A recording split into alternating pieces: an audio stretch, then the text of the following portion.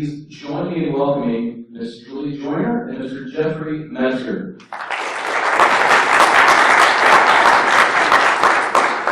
Good morning. I'm Julie Joyner, and presenting with me today is Jeffrey Metzger. Before we get started, sorry, you're not.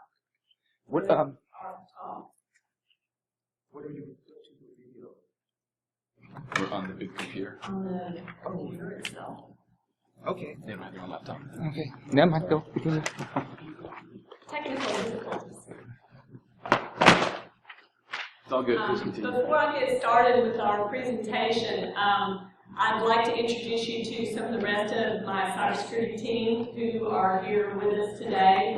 Steve Lake, Sean Nixon, of course I introduced Jeffrey. Another one of our members is not here today, Larry Sprouse.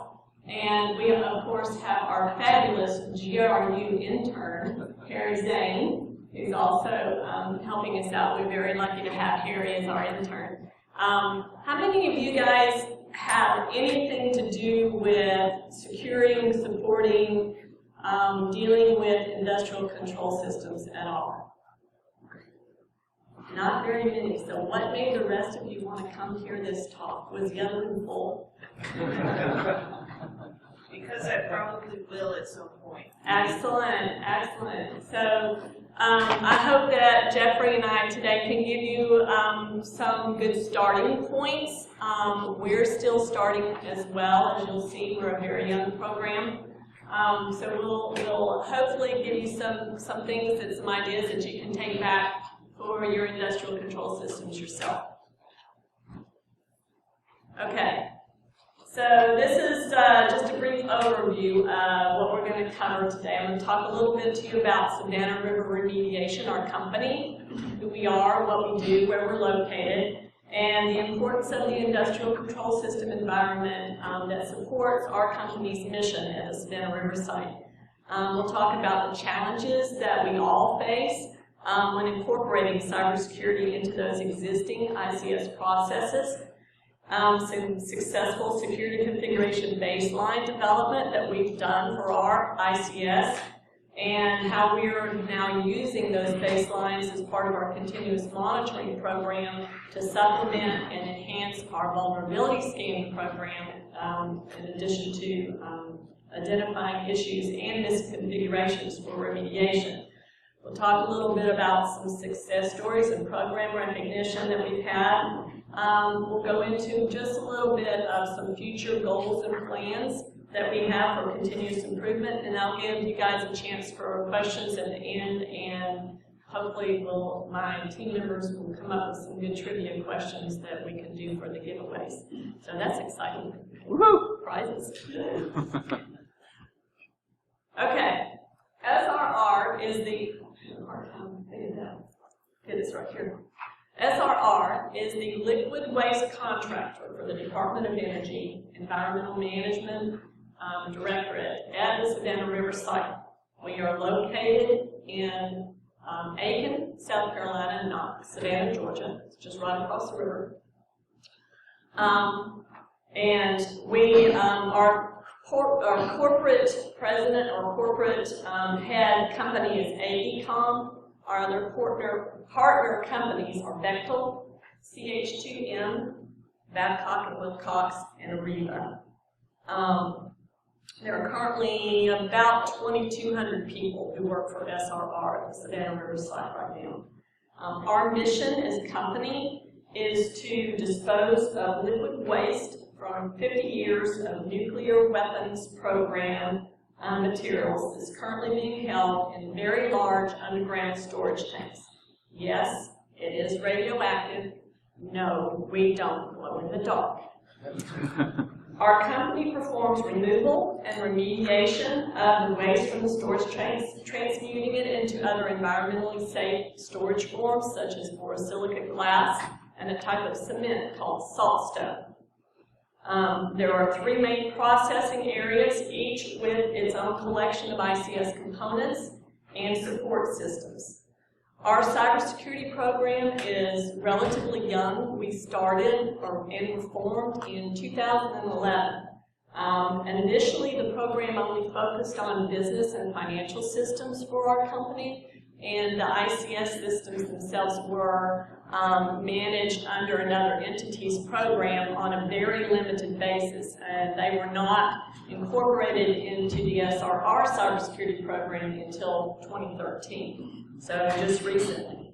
So all of this integration into our program was going on while I was hiring people, developing my team, building our program, coming up with ideas for how we wanted the program to look and what we wanted to do, and identifying and obtaining the tool sets that we want to use for, or had in mind to use for helping to secure our systems. So to provide the greatest positive impact in the shortest period of time, we chose to focus on elements of the top 20 critical security controls. The two that we're going to cover in this presentation are number 3, secure configuration for hardware and software, and number 4, continuous assessment and remediation. And we'll talk about that in the context of our general industrial control system framework, which we work to develop and supply security configuration baselines.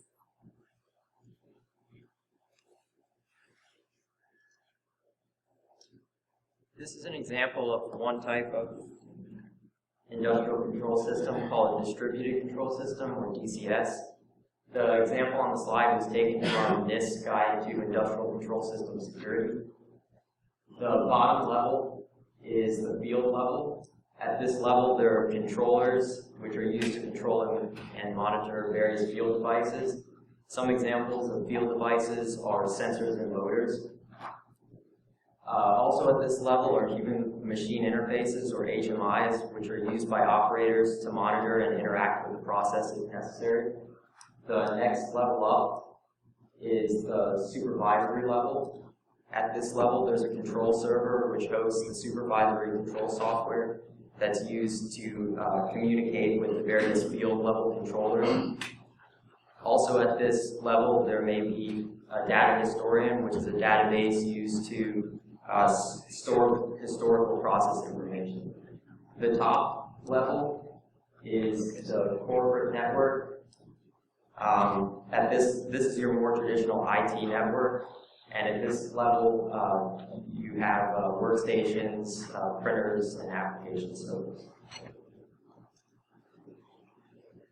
These are some constraints that you might run into when trying to implement cybersecurity controls on an industrial control system.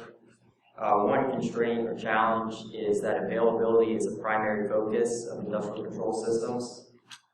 When you're implementing security controls, you have to make sure that you don't do anything that will cause the industrial control software to fail, which could leave the process in an unsafe state. Also, sometimes you'll be integrating cybersecurity into long-established processes. And some of these processes, when they were set up, cybersecurity was not a main concern. Also, in some cases, the vendor software used to run the ICS is tightly coupled with the operating system. So the vendor may dictate what patches and security configurations can be applied without negatively impacting the software.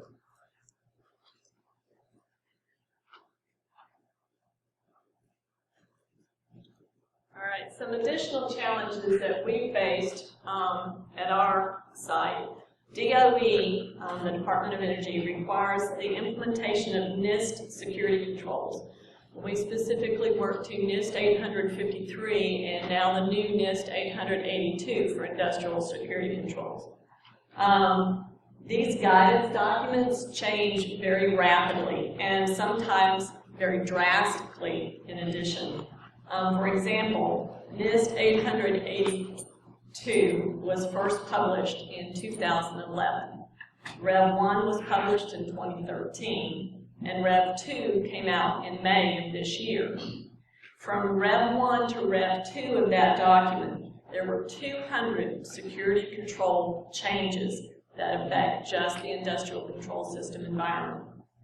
NIST 853 changed Rev 3 to Rev 4, added 51 security controls equating to 295 changes. And there is now a total of 861 separate security controls that we have to address for all of our systems in addition to the industrial control systems.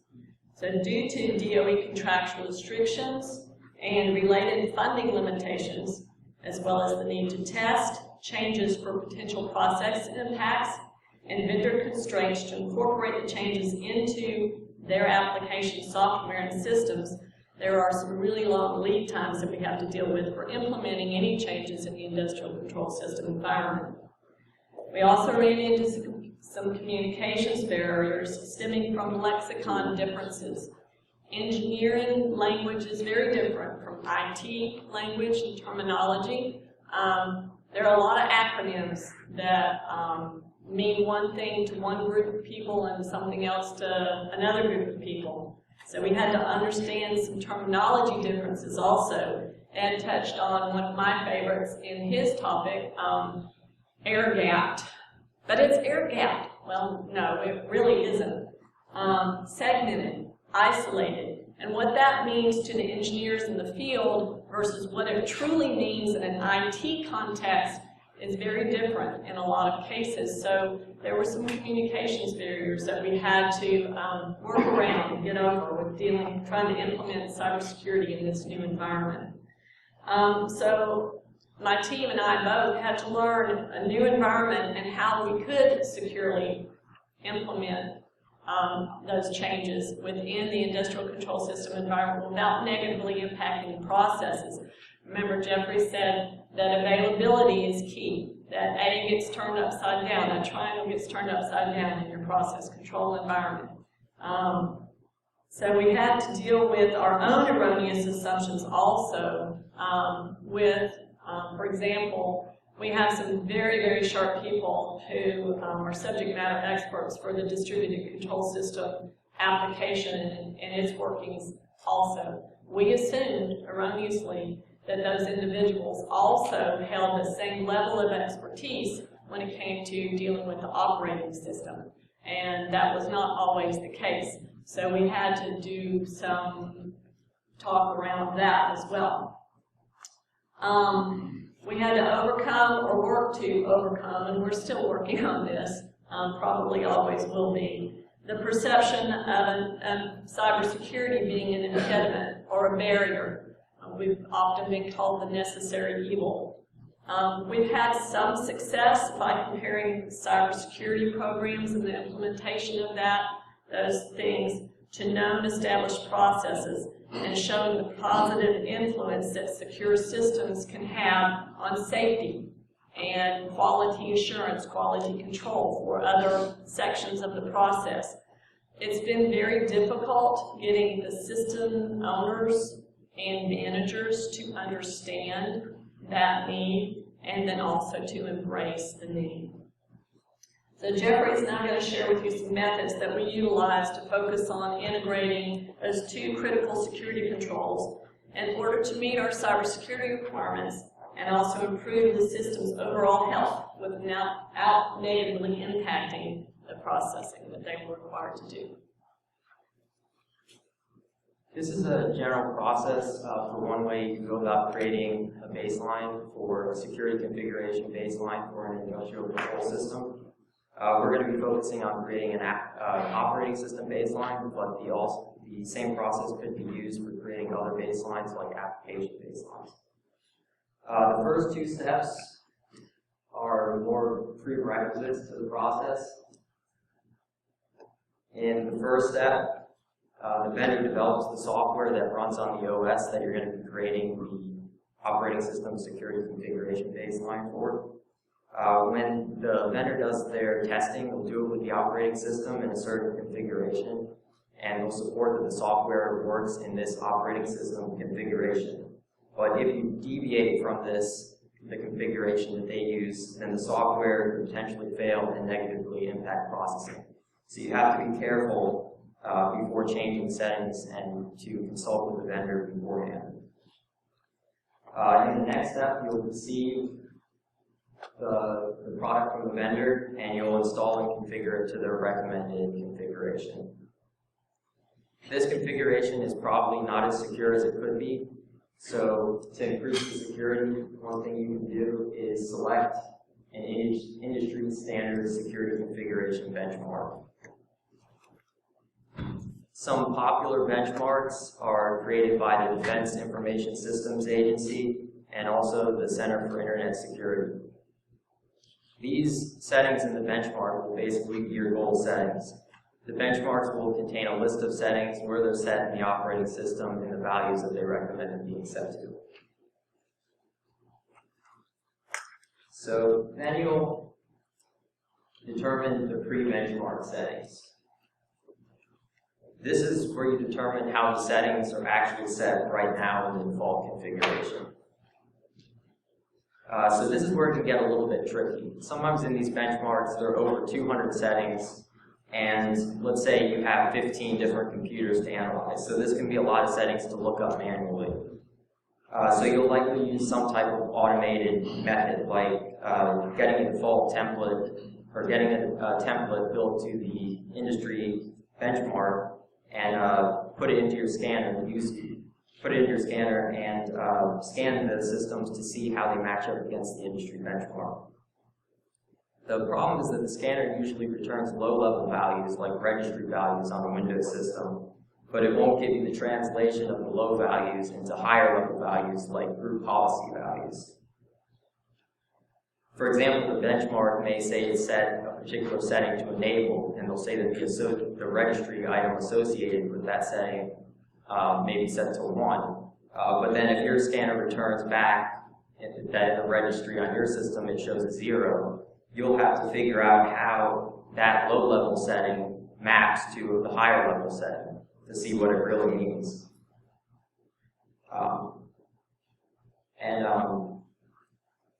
Then there are some patterns that we've noticed when mapping low-level values to higher-level values, like registry settings to group policy settings. I can't say that these patterns will always hold true, but these are some of the patterns that we've seen. When the options in group policy have, for a setting, only have disabled and enabled as options with no other options, we found that disabled is stored in the registry as a 0 and enabled is stored as a 1. In GPOs, when you see an option of not defined, we found this to mean that the GPO will not affect the registry. In GPOs, when you see an option of not configured, we found this to mean that the associated registry item will not exist in registry, assuming that no other group policies are being applied and are configuring that setting. A good tool to use on Windows systems to see how the settings are actually set on the local computer is the Local Security Policy Editor, secpol.msc. It will show you how the values are set in the high-level values, like the GPO level options, instead of the low-level registry values. The problem with secpol.msc is it will only show you a subset of the settings that are usually in the benchmark. One way to get those other values is to set up a test environment and try setting different options in the GPO, pushing the GPO to a test computer, and seeing how each GPO option affects the registry. This way you can kind of reverse engineer how the registry options affect the registry.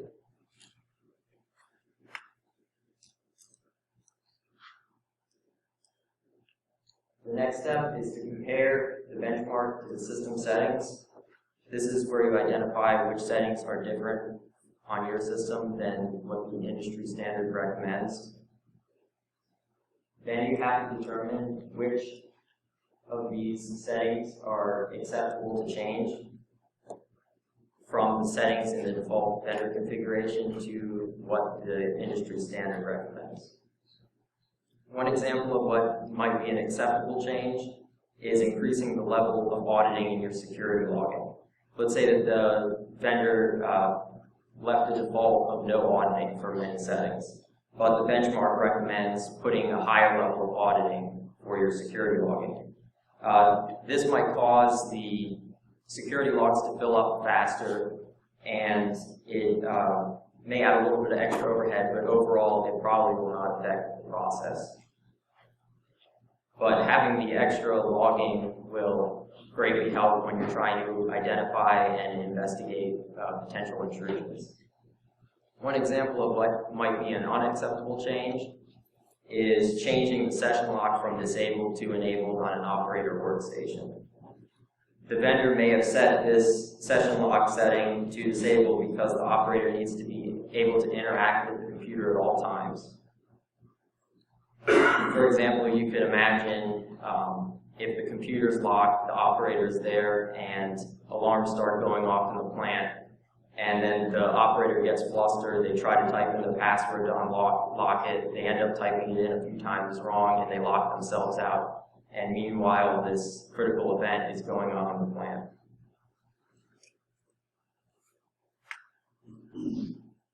The next step is to analyze the risks of the deviations from the benchmark. In this, you'll be seeing how you'll be analyzing the security risks for the settings that you can't change to meet the industry benchmark. And you'll be developing mitigations to help lower that risk. Then you'll implement and enforce the settings using in some type of consistent process in a repeatable fashion. Often this will be automated, for example, using scripts or group policies depending on your operating system.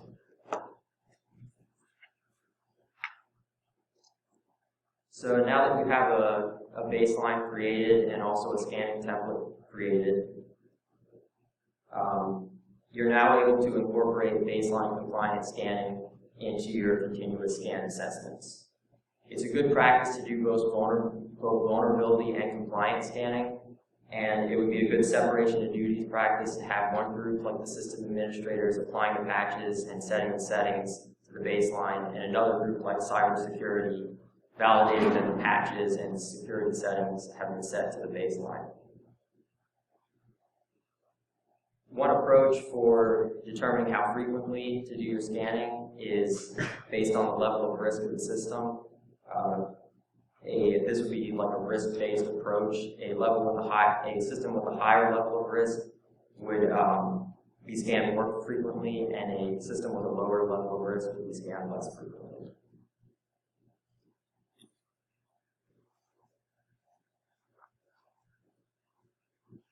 Okay, our cybersecurity program has twice received some recognition for some positive program elements that we have. First being our web application vulnerability scanning and penetration testing program, and our end user awareness and training program. And more recently, we were identified for having an exemplary ICS cybersecurity program. We were invited to the Department of Energy headquarters in Washington, D.C. to share our successes and how we got there, not only with our Department of Energy headquarters folks, but also with some cybersecurity program managers from other DOE facilities. So using that collaboration effort to help them get some quick gains on implementing security programs for their industrial control systems environment. We utilized shameless self-promotion to get the word out. Anyone who's been in cybersecurity for any length of time understands the importance of publicizing your successes, and no one can do that for you any better than you can. We wrote our own articles and then partnered with our local public affairs group to have them published in online newsletters on site. We sent targeted brag emails to our management, and then they in turn sent them to corporate management and to our local DOE folks, and then DOE headquarters. We're lucky enough that we have one of our local DOE folks here, our cybersecurity oversight, Robert Ganaway. Would you like to expand on any of this, Robert? Would you mind? Kind of put him on the spot. Sure, so I'm Robert Hamley. I'm the Chief Information Security Officer at DOE Savannah River. We challenged SR, Julie and her group, to do what other industrial control system folks weren't doing.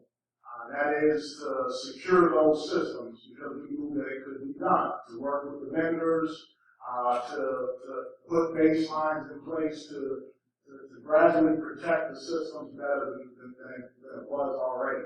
And they've stepped up to the challenge, and as Julie noted, we're actually working with NIST now, National Institute of Standards, because those of you who have worked with NIST, sometimes NIST they can sit in the lab and tell you what's best for you, but they don't really know the ground truth. So we're going to use a lot of the industrial control systems at the Savannah River site, the things that we've done as a benchmark for the National Institute of Standards, working with DOE headquarters.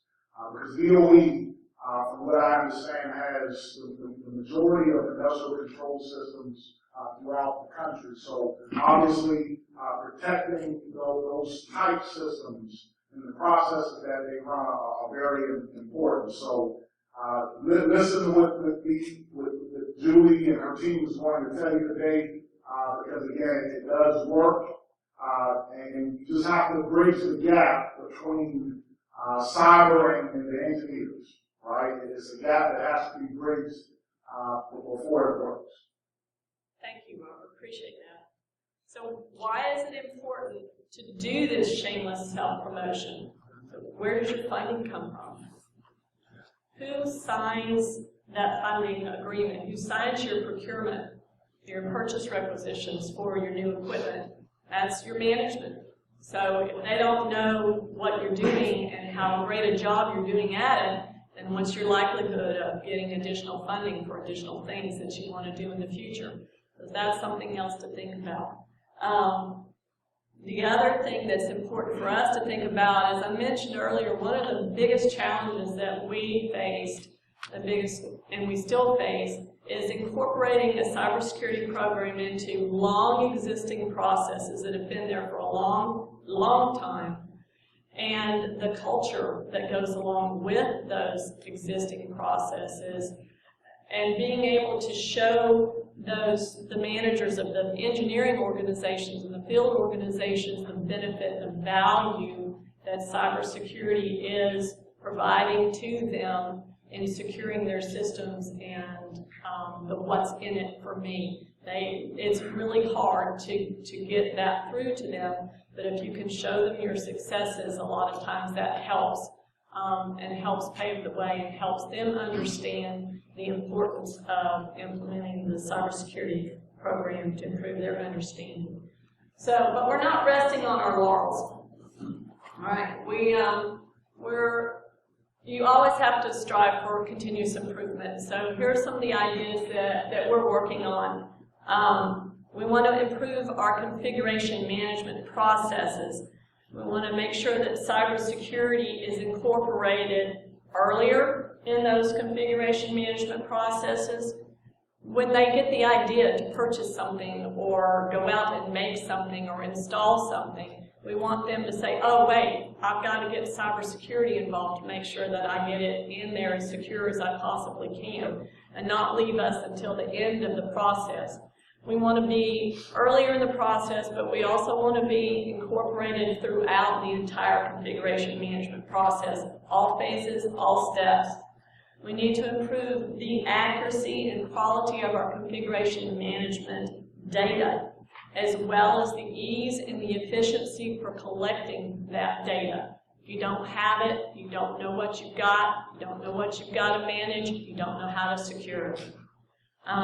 We've implemented a centralized software library for approved software versions and also for our secure configurations themselves. Good updates for products, developing and maintaining and supporting procedures and other documentations. Engineers are always going to want to know, well, where's the procedure that tells me I have to do that? So if you don't have the supporting documentation, the supporting procedures, that tell them how and what they're supposed to do to implement cybersecurity, then it's difficult for them to do that.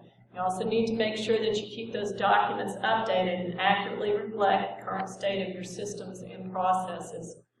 We're improving standardization, trying to across the board. One way, we're in naming conventions, systems, accounts, scan results, even our filing systems we're trying to be standardized across the board. This improves your network and system transparency, especially when it comes to performing scans. So you know what system you scanned, when you scanned it, who did the scan, what the results were from that particular scan on that particular date. Okay? And we were improving our process for implementing the secure configuration itself. So when this is done in tandem with having that configuration stored in the software library, it ensures the same configuration is being used and applied the same way across all of the systems in your environment. That gives you a verifiable and repeatable process, and that's really important to the security of your systems, to people who change in and out, and to auditors who want to come look at your system. So some future goals that we're setting for our program. We want to improve our processes for scanning. We want to make it easier for our folks. You saw my team. This is my team. 5 of us, 6 of us, counting Harry, and he's actually being pressed to do a lot of work in the field. So we have a lot of systems that we have to go out and scan on a regular basis. We need to make it easier, faster for us to do that. We're conducting some research and some testing. We were fortunate enough to get funding from our management for a separate standalone cybersecurity lab that totally mimics from top to bottom our industrial control system environment. And we do a lot of testing, a lot of research in that environment. We're looking at some new tools like Security Onion, some other things that we're looking at. What can we implement? What can we do better, not only for ourselves to make our job easier, but to make it better for our users on the other end? What kind of metrics could we provide to them that would be beneficial and useful to them, to their management, and then to get that funding and that approval? So we're doing this all while keeping abreast of new vulnerabilities and potential issues that are specific to your industrial control system environment. As Ed mentioned in his talk, the ICS environment is your new frontier. That's your new attack frontier. That's where all the hackers, that's where we're getting the sexy vote now. We get to be the target. And that's really coming true, so we have to make sure that we get there before they do and secure our systems. So just real quickly to wrap up, and then we'll go to our questions. These are the main points that Jeffrey and I covered today. We talked about Savannah River remediation and who we are and what we do in managing and remediating the 50 years plus of nuclear weapons waste, liquid waste, and the industrial control system environment that we have that supports our mission at the site. The constraints and the challenges that we talked about, the CIA triangle being the AIC triangle. Its availability, processes are king. You got to make it work before we elect to secure it. Also some of the other challenges that we talked about was implementing cybersecurity in long-term existing processes and culture. The tightly vendor-controlled implementation, challenges trying to address rapidly changing requirements, differences in lexicon and other communications barriers that we had to deal with, and the steep learning curve for a very small cybersecurity team. We achieved some success by focusing on critical security controls. The 2 that we talked about here were the secure configuration for hardware and software, and continuous assessment and remediation. And the use of shameless self-promotion to influence our user community and our management for future endeavors. So that was all we had. Do we have any questions before we go to the giveaway, or you guys just want to do the giveaway? Yes, I have a question about that. You Turn your mic mentioned on. vendor integration. see if this works. You mentioned one of the challenges is vendor integration and getting them to cooperate and support modern security configurations. How responsive have they been to that? Are they quick? Does it take years to get anything in place? You know, what has that been like for you? It has been very slow. For one thing, I think one of the biggest challenges that we faced early on was even getting them to admit that they might have a problem. And then they're always, because they have to do so much regression testing because of all the different versions of their software they're supporting throughout multiple companies and entities where they have it done, they're very slow to provide updates and patches, and our folks will not make any changes to the systems unless it comes directly from the vendor. So it's been a challenge. They're usually a month and a half at least behind Patch Tuesday, but it's a challenge. But we finally got we have a very good local vendor rep. And we've been able to bring him in our local area and show him our lab system.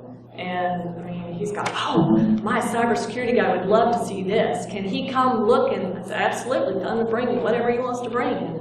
So we pound on it and have a good time. So. Thanks. A month and a half is better than I expected to hear. Yeah, in the back. Yes, ma'am. Could you please tell me your thoughts on SIP version 5, what kind of impact that's going to have on you in the industry in general, positive, negative, that kind of thing? Okay, there's your first trivia question. I don't have a clue what exactly. Can you help that, Robert? Thank you. So SIP version 5 is usually a utility power industry standard, right? So in the DOE realm, we don't use SIP. In the DOE, environmental management realm, right? That's typically a power type standard there. So that will have no effect on us currently, because we're actually already on using this in this framework for selecting our controls. Thank you. Okay, we are running short on time, so I hate to interrupt the questions, but we do need to do these giveaways, and then we'll take a quick break, come back for our next talk. First, I want to say thank